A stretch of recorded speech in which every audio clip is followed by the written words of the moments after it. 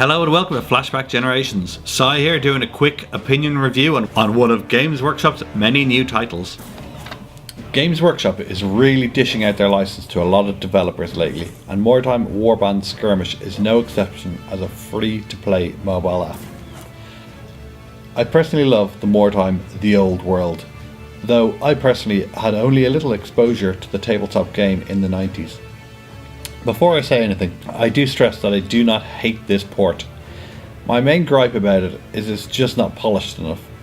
I've spent some 30 hours playing it, so I have a pretty good idea of where it was going, and like all those free-to-play games, the pay model is clearly in the later stages.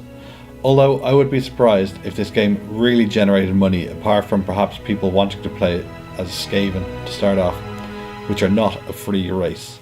Anyway, after perhaps 5 minutes with the sound on, I switched it off. It is largely irrelevant, extremely repetitive.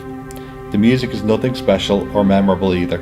I expect this from any mobile game though, as mobile phones are not regarded as a great way to listen to any sound bites beyond a phone call.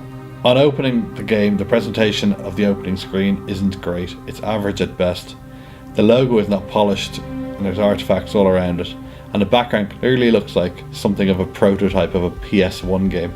I understand this is probably done to have a vast array of devices run smoothly, but the problem is that this will not look good on any of them. There is a quick tutorial which is essential, as it points out the many aspects of the game.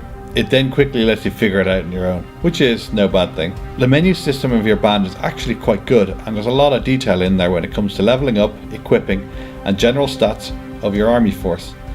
This aspect of the game is done convincingly well, but again, the blocky graphics only half work.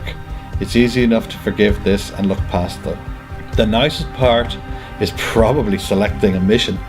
It turns into this hand-drawn map of the city, and it circles and lets you know where your assignment is going to be next. The text on old parchment looks decent too.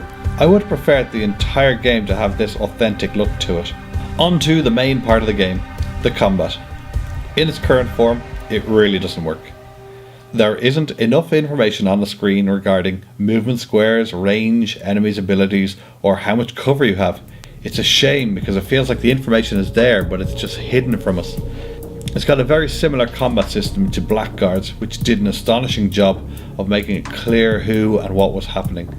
Any modern game that is doing turn-based tactics should really emulate games that work well, rather than starting from scratch with it. It really doesn't help that this game tries to be snazzy with a rotating camera, and it's all set at night time too. I can't make out what is happening a lot of the time, which simply comes down to bad UI. I really want to like this game, but the combat is frustrating and I feel like I don't quite know what's going on. The background RPG elements are superb, and it's a shame that the actual combat isn't more polished and tested. In its current form, I wouldn't recommend it, as there are too many other games out there doing the turn-based combat flawlessly, and this one really misses the mark. Legendary Games did such a wonderful job with Shrew, but I understand that the actual mechanics were a lot easier to implement. It's just alternative chess. Anyway, in the end, I'd only rate this game a 5 out of 10. If the combat was fixed, enjoyable, and progressive, this could have been one of Games Workshop's best. But as it stands in 2017, it is a game that doesn't quite have potential to deserve much praise. Thank you for watching, and let me know what you think and what we should cover next.